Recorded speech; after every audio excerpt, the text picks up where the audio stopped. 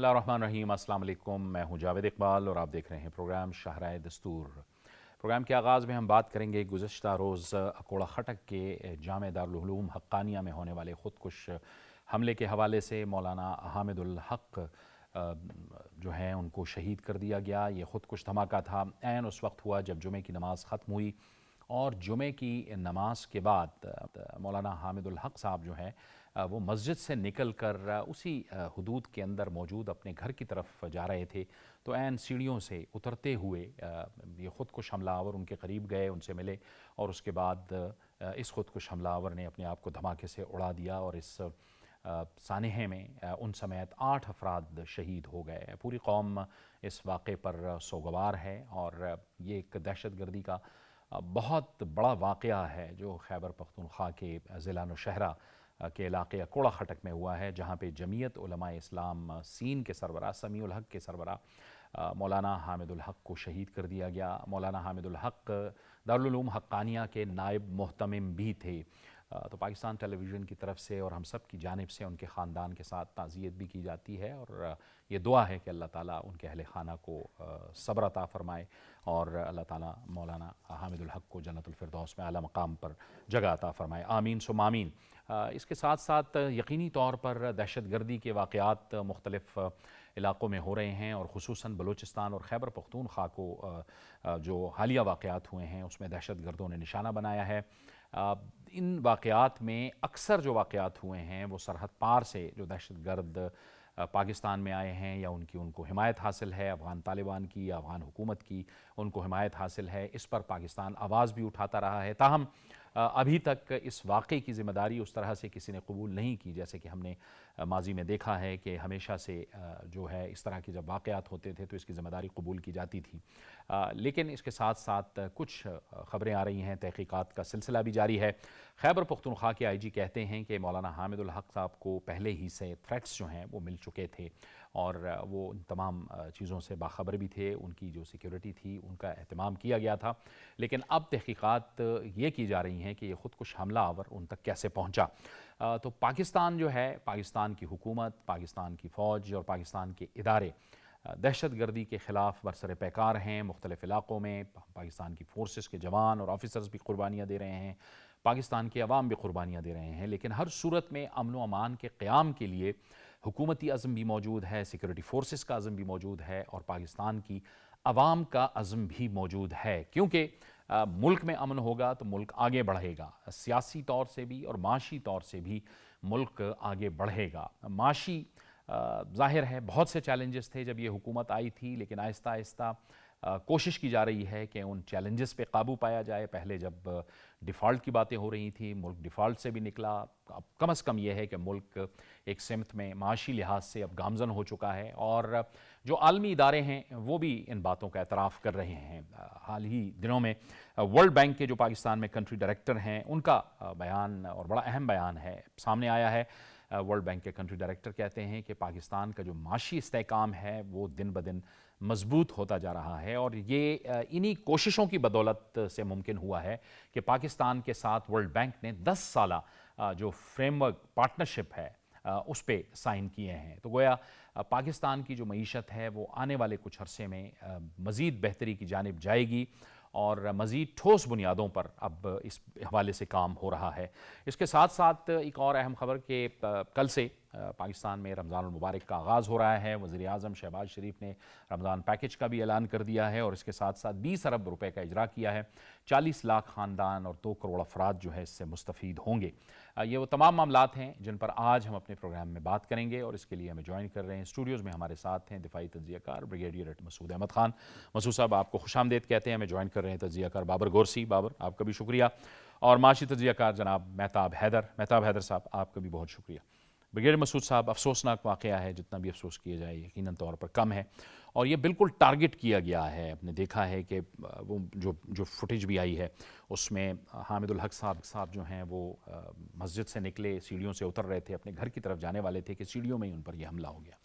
जी हाँ, इससे तो बिल्कुल ये क्लियर कट था, टारगेट वही थे और मेरे ख्याल में एक नई डायमेंशन अभी रिसेंट हम कह सकते हैं कि पाकिस्तान में हुई है, जिसमें इस लेवल के उलमा को टारगेट किया जा रहा है اور میرے خیال میں پاسٹ میں بہت سارے ایسے واقعات ہوئے تھے کہ جس میں جنہوں نے اختلافات کیے ان کو اسیسینیٹ کیا گیا تھا.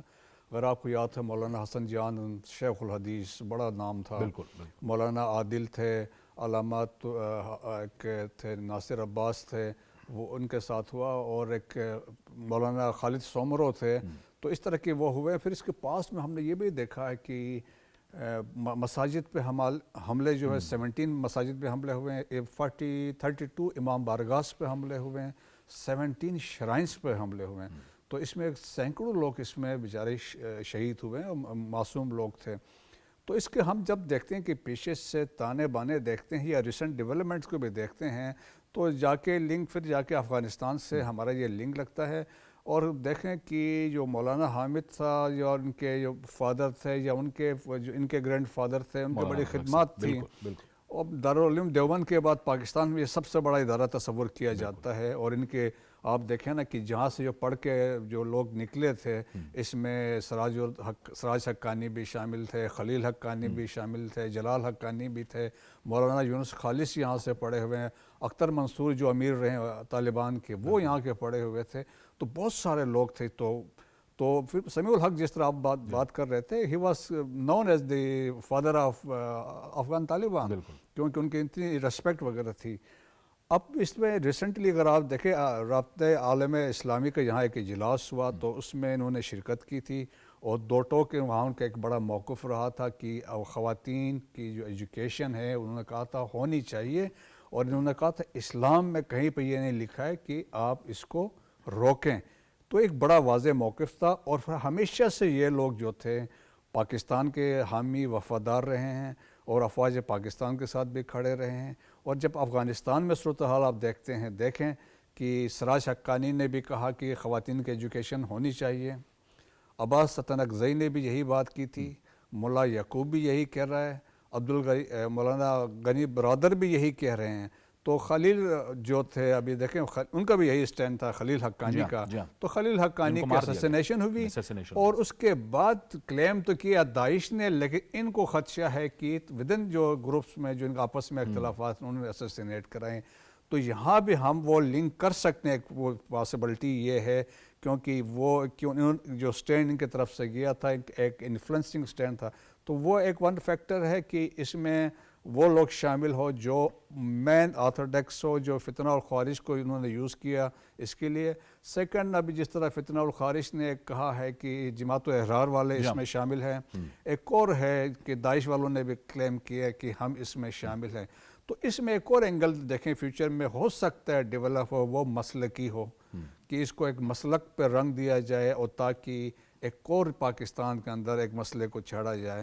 لیکن میرے خیال میں جس طریقے سے ایک اویئرنیس لوگوں کو ہے کہ جس طریقے سے یہ واقعات ہو رہے ہیں, تو میرے خیال میں جس طرح انویسٹیگیشنز ہوں گی دیکھیں اس کے بعد سے چیزیں اسٹیبلش ہوں گی. تو ہمیں جس طرح پاکستان کا آلریڈی ایک پالیسی ہے, افواج پاکستان کی پالیسی ہے کہ سورنٹی پہ کوئی کمپرومائز نہیں ہوگا, اور ہم نے ہر حالت میں دہشت گردوں کے پیچھے جانا ہے, ان کا کلا کھما کرنا ہے. ہاں بالکل صحیح ہے. یقینی طور پر بہت سے اقدامات کرنے ہیں ہمیں, اور ظاہر ہے کہ وہ سیاسی طور سے بھی کرنے ہیں, لیکن اس کے ساتھ ساتھ سفارتی انداز میں بھی ہمیں یہ تمام کے تمام معاملات کرنے ہیں. معیشت کی اگر ہم بات کریں تھوڑی سی, مہتاب حیدر صاحب, تو یہ ایک اہم سٹیٹمنٹ سامنے آئی ہے ورلڈ بینک کے کنٹری ڈائریکٹر کی جانب سے. آپ سمجھتے ہیں کہ یہ آنے والے دنوں میں پاکستان کی اکانومی کے لیے ہمیں ایک بڑی بہتر ڈائریکشن مل رہی ہے, کیونکہ اب عالمی ادارے بھی اس بات کا اعتراف کر رہے ہیں؟ جی بسم اللہ الرحمن الرحیم. دیکھیں بنیادی طور پر جب پاکستان نے ایکسٹینڈڈ فنڈ فیسلٹی گریجویٹ کیا, ہم نے اسٹینڈ بائی ارینجمنٹ IMF کا پروگرام اور EFF کے اندر گئے, تو اس کے بعد آپ نے دیکھا کہ حکومت نے بڑے مشکل فیصلے لیے, اور ایک بڑا مشکل پچھلے سال کا بجٹ جو ہے وہ حکومت نے دیا, لیکن اب اس کے ڈیویڈنڈس جو ہیں وہ آنے شروع ہو گئے ہیں. اس کے ڈیویڈنڈس میں آپ کو مثال دیتا ہوں. مثلا آپ دیکھیں کہ انفلیشن جو ایک پیک پہ 38% تک جا چکی تھی, اب وہ بلو جو ہے وہ 5% جو ہے وہ آ چکی ہے. تو ایک تو یہ ہوا. دوسرا آپ یہ دیکھیں کہ جو فارن ایکسچینج ریزروز ہیں وہ بلڈ اپ ہوئے. جب IMF کا پروگرام ہوا تھا تو بڑے ہم کوئی تقریباً 4 to 6 ویکس کے ریزروز جو ہے وہ ہمارے پاس تھے. اس ٹائم تقریباً ہم 2.5 سے 3 ماہ کے فارن ایکسچینج ریزروز کے قریب کھڑے ہیں.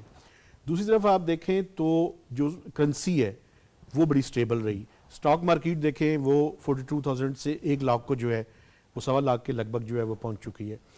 اب جہاں پہ اس سٹیج کے اوپر یہ جو ورلڈ بینک کی اسٹیٹمنٹ کا آپ نے حوالہ دیا, دیکھیں اس اسٹیٹمنٹ کے تحت کنٹری پارٹنرشپ اسٹریٹجی پہلی دفعہ پاکستان کے ساتھ 10 ایئرس کی ہوئی ہے. پہلے 5 سال کی 3 سے 5 سال کا پیریڈ ہوا کرتا تھا, اور اس میں $20 بلین ورلڈ بینک کی طرف سے ہیں. اتنی ہی ایکول اماؤنٹ ان کی ایک پرائیویٹ سیکٹر کی سبسیڈری ہے جس کو کہتے ہیں IFC, تو $20 بلین ان کی طرف سے ہیں. تو فار نیکسٹ 10 ایئرس $40 بلین جو ہے ان کی طرف سے کمٹمنٹ ہے. اب یہ صورتحال یہاں پہ ہے کہ ہم نے اب گروتھ کی طرف یہاں سے جانا ہے. ابھی اگر آپ پہلے کوارٹر کی گروتھ کا نمبر دیکھیں تو وہ لیس دین 1% ہے. اس سال کا جو ٹارگٹ ہے حکومت کا وہ 3.5% ہے.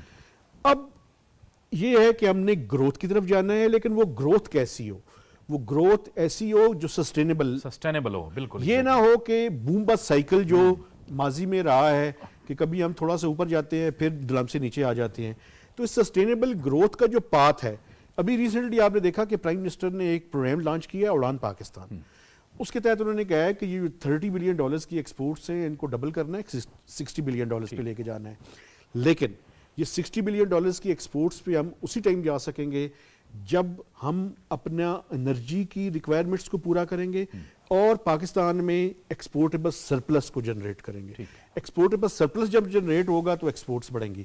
اور دوسرا, اس اکانومی کا اسٹرکچر اس طرح کا نہ ہو کہ ہماری ڈیپینڈنس امپورٹس کے اوپر زیادہ نہ ہو.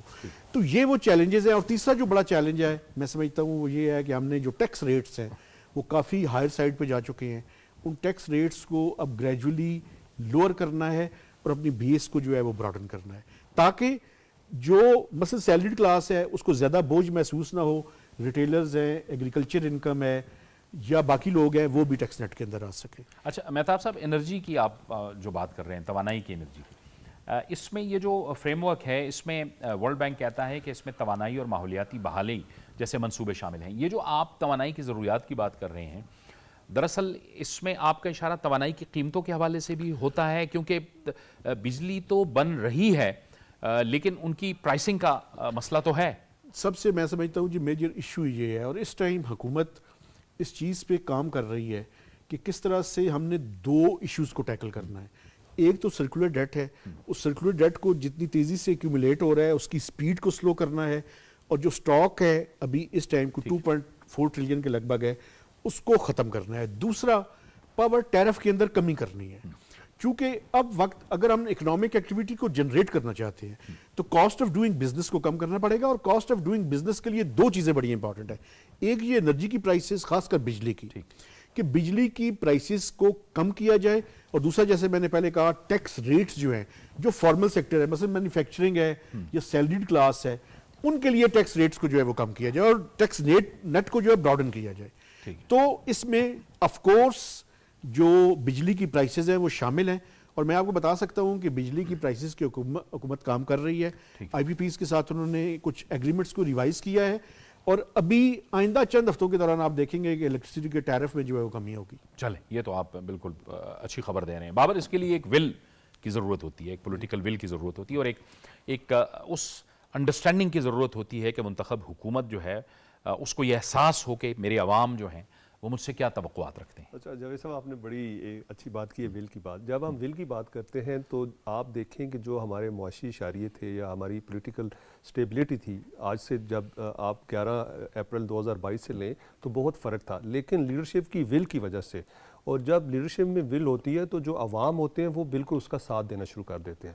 ان کو پتہ تھا کہ یہ جو ہماری اس وقت کی جو پولیٹیکل قیادت ہے یہ صرف اور صرف یہ چاہتے ہیں کہ ہم اکنامیکلی, سیکیورٹی وائز اور انٹرنیشنلی جو ہے جو ہمیں آئسولیٹ کرنے کی کوشش کی جا رہی تھی اس سے ہم نکل آئیں. تو آپ نے دیکھا ہے کہ ان کی محنت سے اور پوری ٹیم کی محنت سے آج آپ دیکھیں کہ پاکستان جو ہے ان کی ول کی وجہ سے آپ دیکھیں گے, جس طرح آپ نے اپنے انٹرو میں کہا کہ جو ہماری معیشت کی سمت اور حکومت کی جو سمت ہے اور ملک کی جو سمت حکومت ہے صحیح ڈائریکشن پہ جا رہی ہے، اور اس کی بہت سی واضح مثالیں ہیں. جس طرح آپ نے اکانومی کے حوالے سے مہتاب صاحب نے بات کی، بریگیڈیئر صاحب نے آپ نے دیکھا ہے کہ انہوں نے سیکیورٹی کے پوائنٹ آف ویو سے بات کی.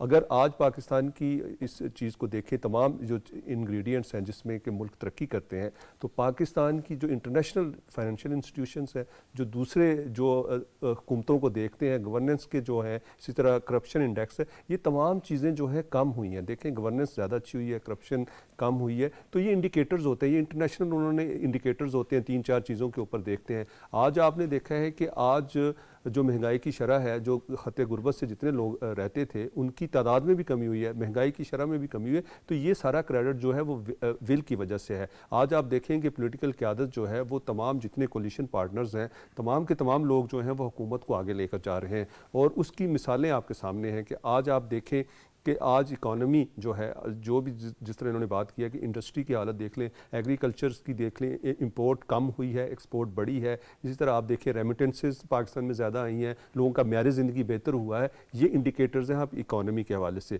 سیکیورٹی پوائنٹ آف ویو سے بھی آپ دیکھ لیں کہ دیکھیں سیکیورٹی جو ہے ہمارا سب سے بڑا ایشو ہے، لیکن آپ دیکھیں انٹرنیشنلی اس وقت بہت سی چیزیں ہیں. وہ پاکستان کو بیسیکلی ایسی اسٹریٹجک لوکیشن پہ ہے کہ وہ پاکستان کو چاہتے ہیں کہ ہمارے ہمسایہ ممالک کے ساتھ، یا جو چائنا ہے اور دوسرے جو ان کے ساتھ اچھے تعلقات نہ ہوئے، تو اس لیے وہ ڈیسٹیبلائز کرنے کی کوشش کرتے ہیں. اس طرح کے دھماکے آج سے نہیں ہو رہے، ہم جب سے دیکھ رہے ہیں، لیکن اس کے اوپر کنٹرول کر لیا تھا. ابھی ہماری سیکیورٹی فورسز اس کے اوپر کام کر رہی ہیں، اور یہ پوری ٹیم کا جو کریڈٹ ہے وہ یقیناً پرائم منسٹر محمد شہباز شریف اور اسی طرح سیکیورٹی فورسز کے جو سربراہان ہیں ان کو جاتا ہے. اور اگر اسی طرح کی ول رہی، آپ دیکھیے گا کہ نہ صرف ہم اکنامیکلی بہتر ہوں گے، ہم اس خطے کے بہترین ان سیکیورٹی وائز جو ممالک ہیں ان میں ہمارا شمار ہوگا. ٹھیک ہے بریگیڈیئر صاحب، لیکن اسپائلرس ریجن کے اندر اب بھی موجود ہیں، جو کہ ظاہر ہے افغانستان کے اندر جو ایک حالت ہے حکومت کی، وہ تو ہم سب کو پتہ ہے، وہ بھی اب ایک دوسرے کے ساتھ اختلافات کا شکار ہیں. وہاں پر بھی مخالف گروپس بھی وہاں پہ ایمرج کر رہے ہیں، اور مخالف گروپ کا بھی ایک بیانیہ یہ ہے کہ یہ تو موجودہ جو لوگ بیٹھے ہوئے ہیں، یہ تو امریکہ کے حمایت یافتہ لوگ بیٹھے ہوئے ہیں. تو وہ یعنی کہ ہر طرف یہ ایک صورتحال ہو رہی ہے، لیکن اسپائلرز اس خطے کے اندر اب بھی موجود ہیں. جی ہاں، بالکل ایسے ہی ہے. دیکھیں کہ ایک تو بدن افغانستان کے اندر جس طرح آپ نے بات کی ہے، گروپس ہیں کہ کابل ورسز کندھار ہے، وہ ہے، اس میں ہے. اور اس آرتھوڈکس سوچ ہیں، لیکن اس میں کچھ لبرل سوچ بھی رکھتے ہیں، جس طرح میں نے ان کا نام لیے ہوئے ہیں. تو ایک ہے جس طرح پھر یہ ایک آپس میں جو رفٹ چل رہی ہے، جس طریقے سے اب کابل کے اندر جتنے امپورٹنٹ انسٹالیشنس ہیں وہ کندہار والوں نے ٹیک اوور کر لیے ہیں. وہاں سے جو انفلوئنس تھا حقانی کا وہ کمزور کیا. تو اب Haqqani he was not in Kabul, اب ریسنٹلی واپس آئے، بٹ ہی از ان خوست. تو خوست میں ہے، اپنا اسٹرانگ ہولڈ میں وہاں پہ جا کے بیٹھا ہوا ہے. اور اس کے علاوہ ناردرن الائنس کی پریزنس ہے وہاں پہ، وہ بھی ایک اس میں انوالو ہیں. پھر مور امپورٹنٹلی جو فتنہ الخوارش ہے، اسلامک اسٹیٹ والے ہیں، القاعدہ والے وہاں سے گروپ کر رہے ہیں. اور اب انڈیا نے اپنا دوبارہ پریزنس اسٹرینتھن وہاں پہ کر رہا ہے. جس طریقے سے ان کی بات چیت ہوئی ہے، ملاقاتیں ہوئی ہے، اور کافی عرصے سے ایک لنکس اسٹیبلش ہو رہا تھا، تو وہ اس میں ہو رہی. تو اور میں سمجھتا ہوں کہ یہ جتنے آئیڈیاز آتے ہیں، جو پلاننگ ہوتی ہے، اس کے پیچھے را شامل ہوتی ہے، را کی پلاننگ ہوتی ہے. اور اس اسیسینیشن میں بھی الٹیمیٹلی انڈیا کا ہاتھ ہی نکل آئے گا، کیونکہ اس کے لنکس ہوگی. افغانستان کی سرزمین استعمال ہوئی ہوگی، وہاں سے ویپنز ایکوپمنٹ ہے، وہاں سے لوگ آئے ہوں گے. وہ آ کے they wanted to create a situation کہ انہوں نے کیا. لیکن عالمی افق پہ آپ دیکھیں تو ٹرمپ نے بھی اپنا کنسرن شو کیا ہے. الیکشن سے پہلے بھی کہا تھا، اب ریسنٹلی یہ بڑی بھی اس نے دلچسپ کہا. ڈیولپمنٹ ہے، اس پہ تو ہم نے بات کرنی بھی ہے کہ ٹرمپ جو ہیں وہ اب افغانستان سے کہہ رہے ہیں کہ ہمیں تو آپ اپنا اسلحہ واپس دیں گے. وہ تو کہتے ہیں کہ وہ جب پریڈ کرتے ہوئے جاتے ہیں تو میں ان کو دیکھ نہیں سکتا. جی ہاں، دیکھیں نا کہ وہ ابھی 2001 سے لے کے 2021 تک $18.6 بلین کا ویپنز اور انہوں نے افغان نیشنل آرمی کو ریز کیا امریکہ نے. اور پچھلے 3 سال میں 3 بلین پلس کا جو ابھی سگار کی رپورٹ کے مطابق افغانستان میں دیا. اب ٹرمپ نے کہا بھائی جو ہمارے ویپنز تھے، ایکوپمنٹ تھے، آپ ان کو پریڈ تو وہاں پہ کروا رہے ہیں، لیکن وہ ہمارے وہ واپس کریں. $7.12 بلین کے ویپنز ایکوپمنٹ وہ افغانستان میں چھوڑ کے گئے تھے. کچھ جہاز تھے وہ ازبکستان میں تھے، وہ تو جو بلیک ہاک تھے وہ واپس لے لیے ہیں. اب انہوں نے کہا ہمیں یہ واپس کریں. پھر انہوں نے یہ بھی کہا باگرام کا ایئر بیس بھی ہمیں دے دیا جائے تاکہ ہم یہاں بیٹھ کے چائنا کو کنٹرول یا اس کو مانیٹر کر سکیں. تو ایک افغانستان کے اندر ایک سچویشن جو بلڈ ہو رہی ہے، تو میرا خدشات ہیں کہ فیوچر میں ایک تو جو رائیولری آ رہی ہے حقانیز اور اخونزاداز کے درمیان میں، تو وہ ایک بڑی سیریس ڈیولپمنٹ ہے.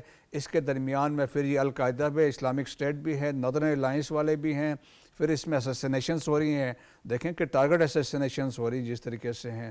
تو میرا خیال مجھے بہت خدشات ہیں افغانستان کے مستقبل کے بارے میں. ٹھیک ہے مہتاب حیدر صاحب، ذرا تھوڑا سا اگر ریجن کی ہم بات کر لیں کہ چین اس پورے خطے کے اندر اقتصادی ترقی کے ذریعے آگے بڑھنا چاہتا ہے، لیکن دیگر جو قوتیں ہیں وہ یہاں پہ ایک جنگی ماحول کی کیفیت پیدا کرنی چاہتی ہیں. اب بھارت اگر فرض کیا افغانستان کے اندر ایک ایسا کھیل کھیل رہا ہے جو دیگر ممالک کے لیے، جن کی طرف ہم اشارہ کر رہے ہیں، بڑی طاقتوں کے لیے سود مند ثابت ہوتا ہے، تو یہ تو افغان طالبان کے لیے بھی بہت بڑا مسئلہ ہے کہ خود اس وقت جو ان کی اکانومی ہے وہ تو ہے ہی نہیں، وہاں پہ معیشت تو ہے ہی نہیں، لیکن پورے خطے کے لیے اب ظاہر ہے چین اقتصادی جنگ اور اقتصادی ترقی کے ذریعے آگے بڑھنا چاہتا ہے، لیکن امریکہ اور دیگر جو قوتیں ہیں وہ ایک جنگی ماحول پیدا کرتے ہیں. یہ اس خطے کے لیے کتنی تشویشناک صورتحال ہے؟ دیکھیں، میں بنیادی طور پہ آپ جس چیز کا حوالہ دے رہے ہیں ایک کنفلکٹنگ سچویشن تو ہے، لیکن دوسری طرف اگر آپ دیکھیں تو ٹریڈ وارز کی بات جو ہے وہ بڑی زیادہ ہے. آپ نے دیکھیں کہ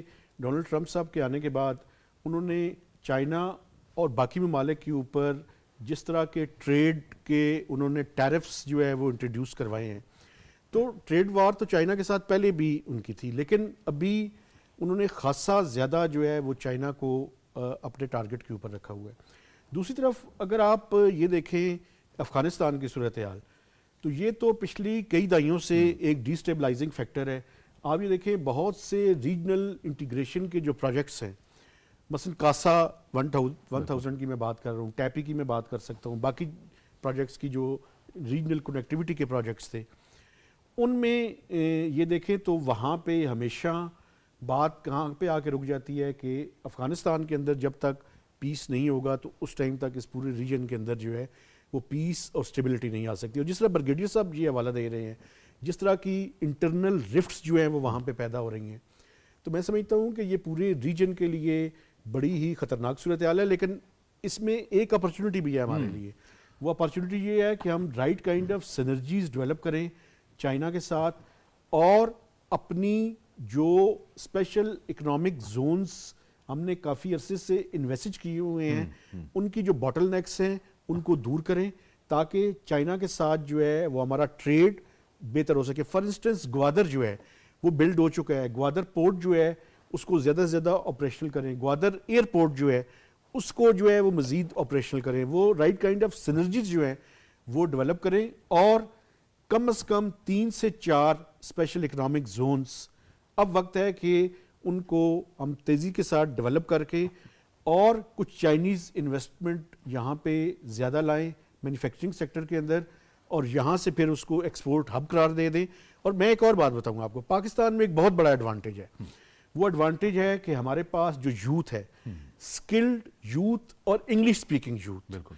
اگر چائنا کی مینوفیکچرنگ اور ہماری جو سروسز سیکٹر ہے اور ہماری جو یوتھ ہے جس کے پاس اسپیکنگ پاور ہے، انگلش بول سکتے ہیں، وہ ان کی سنرجیز ڈیولپ کی جائیں تو یہاں سے ایکسپورٹیبل سرپلس جنریٹ کر کے پوری دنیا میں بھجوایا جا سکتا ہے. بڑی آپ نے اہم بات کی، اور بابر اس یوتھ کی انرجیز کو بھی بڑا کنسٹرکٹیولی استعمال کیا جائے، اور یوتھ کو خود بھی یہ احساس ہو کہ وہ کسی کے لیے استعمال نہ ہو. اب سوشل میڈیا پہ اور مختلف جگہوں پہ بیٹھ کے وہ اپنا ٹائم نہ ضائع کریں، بلکہ اپنی ان انرجیز کو کوئی ہیلدی ایکٹیویٹیز کے اندر ضائع کریں، جس سے نہ صرف ان کو اپنا انفرادی طور پہ فائدہ ہو بلکہ ملک کا بھی فائدہ ہو. بالکل جاوید صاحب، آپ دیکھیں کہ 60% ہماری یوتھ ہے، اور ابھی آپ سمجھ رہے ہیں نا میرے اشارہ کیا ہے کہ بعض یوتھ کیا کرتے ہیں. جی ہاں، اور ابھی آپ دیکھیں کہ یوتھ کے لیے تمام پروگرام جو آ رہے ہیں، آپ نے دیکھا ہے کہ پنجاب کی چیف منسٹر صاحبہ بھی، پرائم منسٹر صاحب بھی، اسی طرح آپ سندھ کے بھی، اور اسی طرح آپ نے دیکھا ہے کہ بلوچستان کے جو سی ایم ہے وہ تمام صوبوں کی یوتھ کو کہہ رہے ہیں کہ اکٹھے ہو گئے ان کے لیے کوئی ایسا انیشیٹو لیا جائے تاکہ جو یوتھ ہے جس کو غلط ڈائریکشن کے ذریعے ایک حکومت تھی، انہوں نے ان کو کہا کہ جی آپ کو یہ گمراہ کر رہے ہیں. اور چونکہ یوتھ ہیں ابھی جوان ہو رہے ہوتے ہیں تو ذہن سازی جو ہے آسان ہو جاتی ہے کسی کی بھی کسی سائڈ کو لے کے جانا. لیکن اب آپ نے دیکھا ہے کہ جب سے آپ نے دیکھا ہے کہ یہ حکومت آئی ہے تو یوتھ کے لیے بڑا کام ہو رہا ہے. 1 سال ہو گیا تقریباً حکومت کو, 4 مارچ کو پرائم منسٹر کو 1 سال ہو جائے گا. تو آپ دیکھیں کہ سب سے زیادہ جو یوتھ پہ کام کیا جا رہا ہے, آپ دیکھیں سب سے زیادہ اگر سپورٹس ایکٹیویٹیز ہوئی ہیں اس سال میں تو یہ اس حکومت میں, آپ پچھلی حکومتوں کے ساتھ اس کا کمپیریزن کر لیں. آپ دیکھیں یوتھ پروگرام میں جتنے بھی لوگوں کو آپ دیکھیں HEC کے تھرو جو ہے اسکالرشپ دی گئی ہیں جو بیرون ملک جا کے پڑھ رہے ہیں. اسی طرح آپ دیکھیں نیپٹیک جو ہے وہ ان کی ہنرمندی کے لیے جو یوتھ ہے ان کو نہ صرف وہ ٹرین کرتا ہے اور اس کے بعد ان کو مختلف ممالک میں جو بہت سی وہ آپ دیکھیں ڈیمانڈز آتی ہیں وہاں پہ جا کے وہ اچھا روزگار کما رہے ہیں. اسی طرح آپ نے دیکھا ہے کہ جو انٹرنیشنل جتنی یونیورسٹیز ہیں وہاں کے جو اسکالرشپ آ رہی ہیں, ہماری یوتھ جو ہے ان کو تھوڑی سی ڈائریکشن کی ضرورت تھی. اب آپ دیکھیں کہ AI کا ادھر ہے, انفارمیشن ٹیکنالوجی منسٹری جو ہے وہ ان کو ساری نہ صرف پروموٹ کر رہے ہیں بلکہ ان کو اسسٹ کر رہے ہیں. اسی طرح آپ دیکھیں کہ جو ہماری یوتھ ہے اس وقت انہوں نے مختلف شعبوں میں اب جو ہے انڈیپینڈنٹلی جو ہے کام کرنا شروع کر دیا ہے. اور بہت سی جو یوتھ تھی جو گمراہ ہوئی تھی یا کسی وجہ سے تھی وہ اب واپس آتی جا رہی ہے. ان کو پتہ ہے کہ یہ جو چیزیں تھیں, یہ جو واقعہ ہوا انسیڈنٹ, اس کے بعد ان کو سمجھ آ گئی کہ جو بھی ہم نے کام کرنا ہے, ہم نے اپنی فیملی کو اگر فلرش ہوتے دیکھنا ہے, اپنے آپ کو دیکھنا ہے یا ملک کو دیکھنا ہے تو ہمیں پازیٹیو چیزیں کرنی پڑیں گی. اور ابھی آپ دیکھیں کہ ساری کی ساری یوتھ جو ہے وہ جو پہلے والی یوتھ تھی جو کہ پازیٹیو کرتی تھی, ہمیشہ وہ ملک کے لیے کام کرتی تھی, ہمیشہ اپنے لیے کام کرتی تھی, اپنی فیملیز کے لیے کام کرتی تھی, آج وہ مختلف شعبوں میں کام کر رہے ہیں. آج آپ کو بہت سی یوتھ جو ہے وہ ایگریکلچر یونیورسٹیز میں پڑھتی نظر آ رہی ہے. وہاں سے آپ نے دیکھا ہے کہ وہ آج کل جس طرح آپ نے دیکھا ہے کہ فارمنگ کی بات ہو رہی ہے, جدید فارمنگ کی بات ہو رہی ہے ایگریکلچر سیکٹر میں, تو وہاں آ رہی ہے. چھوٹی چھوٹی انڈسٹریز لگا رہے ہیں. آپ دیکھیں فیصل آباد میں, گجرانوالہ میں, سیالکوٹ میں, اس طرح آپ کے پشاور میں, کوئٹہ میں, کراچی میں. تو اب یوتھ جو ہے وہ انہوں نے اپنے آپ کو انگیج کر لیا. آپ دیکھیں کہ یوتھ کو آسانی سے 2 سے 2.5 کروڑ کا جو ہے لون مل جاتا ہے. کیٹل فارمنگ انہوں نے شروع کر دی ہے, یہ جو بہت بڑا بزنس ہے. اس طرح لائف سٹاک کے ساتھ ساتھ آپ نے دیکھا ہے کہ اس کا ایگریکلچر کے ساتھ بہت زیادہ تعلق ہے. انڈرسٹینڈنگ ہونی چاہیے کہ جو ان کی انرجیز ہیں وہ صحیح سمت میں لگیں اور ابھی آپ دیکھیں کہ ملک کے فائدے کے لیے, اجتماعی فائدے کے لیے ہو. بریگیڈیئر صاحب, جو ہم بات کر رہے تھے کہ کچھ نئی ڈیولپمنٹس ہم دیکھ رہے ہیں اس عالمی افق پہ, سفارتی سطح پہ بھی, اور ٹریڈ وار کی بھی بات کی مہتاب حیدر صاحب نے. ہم نے دیکھا گزشتہ روز جو ایک فوٹیج سامنے آئی امریکی صدر ڈونلڈ ٹرمپ اور یوکرین کے صدر زیلنسکی کی, اور جس انداز میں بات کی گئی اور جیسے بحث مباحثہ کیا گیا جنگوں کے حوالے سے. امریکی صدر چاہ رہے ہیں کہ جنگیں ختم ہوں, کیونکہ یہ بھی ایک بہت بڑا, یوکرین جو ہے وہ گندم کا ایک بہت بڑا امپورٹر ہے پوری دنیا کو, وہاں سے گندم بھی جاتی ہے. لیکن یہ بھی آپ کے لیے ایک اہم پیش رفت تھی, یہ جو آپ نے مناظر دیکھے کل. بالکل دیکھیں, میرے خیال میں this is for the first time دنیا میں ایسا ہوا کہ 2 پریزیڈنٹ بیٹھے ہیں, انٹائر آپ کے امپورٹنٹ لوگ بھی ساتھ ہیں اور میڈیا ہے, اور اس کے سامنے آپ ایک دوسرے کے خلاف جس طرح بات کر رہے ہیں, تو میرا خیال میں this is some thing in becoming. دیکھا جائے تو ایک مہذب معاشرے میں آپ ایکسپیکٹ نہیں کر سکتے ایسے, کیونکہ ڈپلومیسی ہوتی ہے. آپ بات چیت جب اس طرح فورم پہ بیٹھتے ہیں تو آپ ڈپلومیٹس ہوتے ہیں, لیکن جس طریقے سے بات چیت ہوئی تو میرا خیال میں دیکھیں کہ زیلنسکی کا مطلب یہ کہنا ہے کہ جی آپ سارا پریشر ہم پہ ڈال رہے ہیں, رشیا اگریسر ہے, وہ آ کے ہمارے علاقے پہ تو 20% تو کیپچر کر کے بیٹھا ہے, اوپر سے آپ رشیا کو ڈیفینڈ کر رہے ہیں, رشیا کا کیس لڑ رہے ہیں, رشیا کو آپ پروٹیکٹ کر رہے ہیں فرام دی اوول آفس. تو پھر آپ اس کے ساتھ یہ بھی کر رہے ہیں کہ ریئر ارتھ جو مٹیریل ہے یا منرلز ہیں اس کا ڈیل بھی ہم سے سائن کریں, اور وہ بھی آپ وہاں سے لینا چاہتے ہیں. ٹرمپ کے بقول کی $350 بلین کی ہم نے آپ ایکسپینڈیچر کیا ہے ڈفرینٹ, وہ کہتے ہیں 120 to 180 کے درمیان ہے. تو وہ ہے, تو اس سے ایک بڑی عجیب و غریب سچویشن ہوئی جس طریقے سے سچویشن ہے. تو میرا خیال میں اب ڈویژن واضح طور پہ نظر آ گیا ہے کہ یورپ الگ ہو گیا ہے, آئسولیشن میں چلا گیا ہے. امریکن جس طرح بات ہو رہی ہے ٹریڈ, اب اسپیسیفک یہ دیکھ رہے ہیں کہ ہم کہاں سے فائدہ اٹھا سکتے ہیں. کہیں پہ وہ کہتے ہیں میں نے ٹیرف بڑھانا ہے, کہیں پہ کچھ کر رہے ہیں, کہیں سے کچھ. اب جس طرح میں کہا کہ یہاں سے ہم چیزیں لیں گے, کسی سے کیا لیں گے اتنا, تو اس صورتحال میں میرا خیال میں کہ اس سم تھنگ, تو اس سے یہ کہ ایک ڈویژن ہو گئی ہے کہ یورپ آئسولیشن میں چلا گیا ہے. لیکن آج یورپ نے جو سٹینڈ لیا ہے including the Canadian Justin Trudeau کو ہم نے بھی دیکھا کہ انہوں نے کہا we are with Ukraine. Even United Kingdom نے, فرانس نے, جرمنی نے تو کہا ہے کہ ہمیں ایک الگ لائنس کی طرف جانا چاہیے لیونگ اسائڈ امریکہ. تو ایک ایسی ہے کہ ڈیوائڈ ہوا انسٹیڈ کہ دیکھیں نا جہاں پہ ٹرمپ نے کہا تھا کہ I am a peace maker ہے, ڈیل میکر ہوں, وہاں پہ آ کے ایک ایسی سچویشن ہے ویئر یو آر ڈکٹیٹنگ کہ آپ نے ایسا کرنا ہے, تو وہ میرے خیال میں وہ ایکسیپٹیبل نہیں ہے.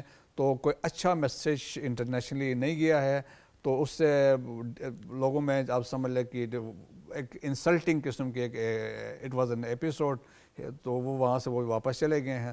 تو میرے خیال میں باقیوں کے لیے بھی میسیج ہے جس طریقے سے ہوا ہے, تو میرے خیال میں آنے والے انپریسیڈنٹڈ سینز تھے. مہتاب حیدر صاحب, یہ جو الائنسز نئے بن رہے ہیں اور ٹریڈ وار کی باتیں ہو رہی ہیں, اس میں ہمارے لیے کیا اپرچونٹیز ہیں؟ ہم دیکھ رہے ہیں کہ ابھی کچھ ہی عرصہ پہلے ہم نے یہاں SCO بھی کروائی, یہ بھی بڑی ایک اہم ڈیولپمنٹ تھی. پھر برکس کا فیوچر, پھر سینٹرل ایشین ریپبلکس کے ساتھ ہماری جو تجارت ہے, کیرک ریجن کے ساتھ, یہ ساری جو ہیں اپرچونٹیز ہیں جو ہمارے سامنے پڑی ہوئی. جی بالکل آپ ٹھیک کہہ رہے ہیں. فار انسٹنس یہ تو ریجنل لیول پہ تو ہم کر سکتے ہیں. یہ جو چائنا کے اوپر اگر ٹیرف وہاں پہ انکریز ہوتا ہے تو پاکستان کے لیے ایک بڑی زبردست اپرچونٹی ہے کہ ان اشیاء کے اوپر, جن اشیاء کے اوپر چائنا کی پروڈکٹس کے اوپر وہاں پہ ٹیرف لگے گا, ان کی مینوفیکچرنگ جو ہے وہ پاکستان میں شروع کی جائے اور جوائنٹ وینچر کیا جائے, اور یہاں سے اس کو فار ایکسپورٹ پرپزز جو ہے وہ استعمال کیا جا سکتا ہے. میں سمجھتا ہوں کہ پاکستان کا جو اس ٹائم ہمارا $60 بلین کا ایکسپورٹ کا ٹارگٹ ہے, اس میں سب سے بڑی جو پرابلم ہے وہ یہ ہے کہ ہمارے پاس ایکسپورٹیبل سرپلس ہم نے جنریٹ کرنا ہے. چونکہ مختلف اشیاء کے اندر ہمارے پاس سرپلس ہوگا تو ہم ایکسپورٹ کریں گے, اور جب سرپلس اچیو ہو جائے گا تو اس طرح کے جو ٹیرف لگائے جا رہے ہیں دنیا کے مختلف خطوں کے اندر, تو پاکستان کے پاس ایک اپرچونٹی جو ہے وہ کریٹ ہوگی, اور ایک ہمارے پاس ہو سکتا ہے کہ ہم اس سے فائدہ اٹھائیں. اس کے علاوہ جو ریجنل کنیکٹیوٹی ہے وہ میں سمجھتا ہوں کہ بڑی امپورٹنٹ ہے. یہاں پہ اب بڑا زیادہ موقع ہے کہ ہم جو ہمارے ریجنل نیبرز ہیں ان کے ساتھ ہم اپنی ٹریڈ کو جو ہے جہاں جہاں پہ فروغ دیا جا سکتا ہے. فار انسٹنس ایران کے ساتھ تو آپ دیکھیں کہ وہاں پہ سینکشنز ہیں, لیکن وہاں پہ بارٹر ٹریڈ کے بارے میں بات کر سکتے ہیں ہم. چائنا کے پاس ابھی آپ دیکھیں 2.7 ٹریلین کی ان کی امپورٹس ہے, اور پاکستان کی جو وہاں پہ شیئر ہے وہ تقریباً $3 سے $4 بلین کے درمیان کھڑا ہے. تو ہم نے ایکسپورٹیبل سرپلس جنریٹ کریں تو ان ممالک میں ہماری ایکسپورٹ بڑھنے کی جو چیزیں ہیں وہ بڑی زیادہ ہیں. دیکھیں ٹریڈیشنل جو ہماری مارکیٹس ہیں, فار انسٹنس امریکہ ہے, گلف ہے اور یورپ ہے, تو ہمیں اپنی مارکیٹس کو تھوڑا سا ڈیورسیفائی کرنے کی بھی ضرورت ہے, اور دوسرا پروڈکٹس کو بھی جو ہے وہ ڈیورسیفائی کرنے کی ضرورت ہے. یہ روس سے جو ہم ایک ریل لنک ڈیولپ کر رہے ہیں اور جس کے بارے میں کہا گیا ہے کہ اسی مہینے میں اس کی ایک ٹرین بھی کا ایک افتتاح ہو جائے گا, یہ کتنی اہم ڈیولپمنٹ ہے؟ دیکھیں یہ بڑی امپورٹنٹ ہے, چونکہ آپ نے گیرک کا بھی اس کے اندر ذکر کیا تھا.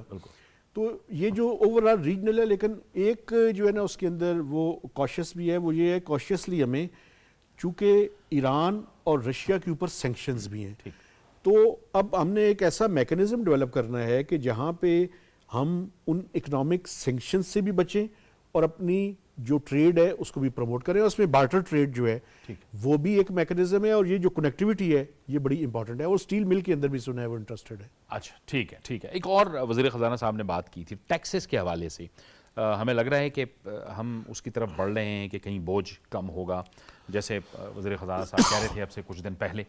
دیکھیں ابھی مسئلہ یہ ہے کہ پاکستان میں 2 سیکٹرز جو ہیں ان کے اوپر بہت زیادہ جو ہے وہ ٹیکس کا برڈن ہے. ایک اس میں سیلری کلاس ہے اور ایک مینوفیکچرنگ سیکٹر ہے, اور کوئی بھی فارمل سیکٹر جو ٹیکس نیٹ کے اندر ہے ان کے اوپر بوجھ جو ہے وہ زیادہ ہے. یہ بوجھ اسی صورت میں کم ہو سکتا ہے کہ جب ٹیکس بیس کو براڈن کیا جائے. فار انسٹنس ریٹیلرز اور ٹریڈرز جو ہیں ان کو ٹیکس نیٹ میں اب وقت آ گیا ہے کہ ان کو لانا پڑے گا. ایگریکلچر انکم ٹیکس پہ 4 صوبائی اسمبلیوں نے اپنی لیجسلیشن جو ہے وہ کر لی ہے. اور ابھی ریسنٹلی میں آپ کو بتاؤں, ایک پاکستان کے بڑے ہی مشہور اکانومسٹ ہیں, انہوں نے کہا ہے, اپنی ایک اسٹڈی انہوں نے کی ہے, تو اس میں کہتے ہیں کہ 800 بلین روپیز کا وہاں پہ پوٹینشیل ہے. شروع میں تو اتنا زیادہ نہیں آئے گا, لیکن ایک سٹارٹ تو لیا جائے کہ ایگریکلچر انکم ٹیکس چونکہ اگلے مالی سال سے اس کا نفاذ جو ہے وہ شروع ہو جانا ہے, کلیکشن شروع ہو جانی ہے, تاکہ ایک آغاز تو ہو. جب آغاز ہوگا تو ساتھ ساتھ چیزیں جو ہے وہ بہتر ہوتی جائیں گی. بالکل ٹھیک، بالکل ٹھیک. اور بابر، اس میں ہم دیکھ رہے ہیں کہ پولیٹیکل سٹیبلٹی کے لیے جو کوششیں ہو رہی ہیں وہ آپ کو لگتا ہے کہ وہ بھی برابر ثابت ہوں گی؟ یعنی اپوزیشن کو بھی آن بورڈ کرنے کی کوشش کی جا رہی ہے، اگرچہ کہ اپوزیشن اس طرح کا رویہ نہیں دکھا رہی، لیکن کوشش تو جاری ہے. دیکھیں، یہ پولیٹیکل سٹیبلٹی کے لیے تمام اپوزیشن کو، جتنی بھی پارٹیز ہوتی ہیں حکومت میں ہوں نہ ہوں، ان کو کوشش کرنی چاہیے. اور حکومت کی پہلے دن سے کوشش ہے. آپ نے یاد ہوگا آپ کو فلور آف دی ہاؤس پہ پرائم منسٹر محمد شہباز شریف نے کہا تھا کہ ہم تمام ہاؤس کو اکٹھے لے کر چلنا چاہتے ہیں. اب دیکھیں، اپوزیشن کی جو ہٹ درمی ہے وہ اس وجہ سے ہے کہ اگر ہم حکومت کا بھی ساتھ دیں گے تو حکومت جو ہے وہ ہر محاذ پہ کامیاب ہو جائے گی.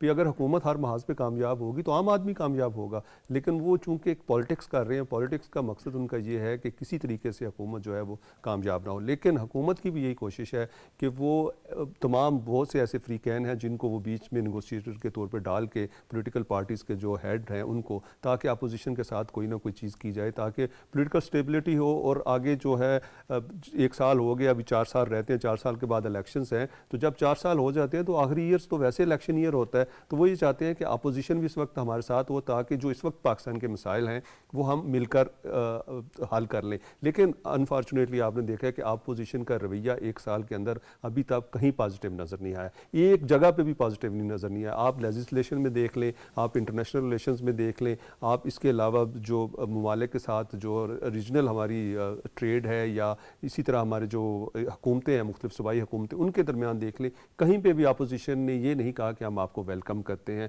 آپ دیکھیں کہ ہمارے بہت سے ایسے دوست ممالک صدور اور وزرائے اعظم یہاں آتے ہیں، یہاں پہ اپوزیشن کو بلایا جاتا ہے لیکن اپوزیشن نہیں آتی. اور اپوزیشن کا ایجنڈا صرف اور صرف یہ ہے، جو آپ تمام اس وقت اپوزیشن ہے، اتنی بڑی اپوزیشن بھی نہیں ہے. اگر آپ ان کی ویسے ہی کیلکولیشن کر لیں، آپ دیکھ لیں ان کے ووٹوں کے حساب سے دیکھ لیں، سیٹس کے حساب سے بھی دیکھ لیں، تو یہ کوئی اتنی بڑی اپوزیشن نہیں ہے. لیکن اس کے باوجود حکومت بڑا دل کرتی ہے کہ آئیں، آپ کے ساتھ مذاکرات کرتے ہیں، آپ اپنا ایجنڈا لے کر آئیں. وہ ایسا ایجنڈا لے کر آتے ہیں کہ جو کہ اینٹی اسٹیٹ ہوتا ہے. آپ اس کو کیسے نافذ کر سکتے ہیں؟ آپ لوگوں کے لیے ایجنڈا لے کر آئیں، آپ ملک کے لیے. آپ نے جو بات کی ہے، میں ایک اور کمنٹ لینا چاہوں گا مہتاب حیدر سے، چونکہ آپ نے اشارہ کر دیا ہے. مہتاب حیدر صاحب، جب سے میں آپ ہم سب صحافت کر رہے ہیں، 20-25 سال 22 سال ہو ہی چکے ہیں، اپوزیشن میں کبھی ہم نے یا آپ نے کبھی یہ دیکھا یا سنا کہ IMF کے ساتھ معاہدہ ہو رہا ہے تو اپوزیشن خط لکھ رہی ہے کہ آپ یہ نہ کریں، یا پھر اپوزیشن یہ کہہ رہی ہے کہ ملک ڈیفالٹ ہو جائے یا ڈیفالٹ ہو رہا ہے، یا پھر یہ کہے کہ زر مبادلہ نہ بھیجیں، باہر کے لوگوں سے کہا جائے؟ دیکھیں، میں آپ کو بتاؤں کہ یہ جو خاص کر ریمیٹنسز کے حوالے سے لیٹسٹ چیز ہوئی، وہ تو اگر آپ نمبرز دیکھیں تو وہ بڑی بری طرح سے ناکام ہوئی ہے. بالکل. کیونکہ دیکھیں، پاکستان کے جو لوگ ہیں وہ جب باہر جاتے ہیں تو انہوں نے اپنی فیملیز کو یہاں پہ سپورٹ کرنا ہوتا ہے. آپ اپنی پولیٹیکل اس کے لیے ان کو اگر یہ کہیں کہ وہ اپنی فیملیز کو سپورٹ کرنا چھوڑ دیں تو وہ بڑی بری طرح سے ناکام ہوئی ہے.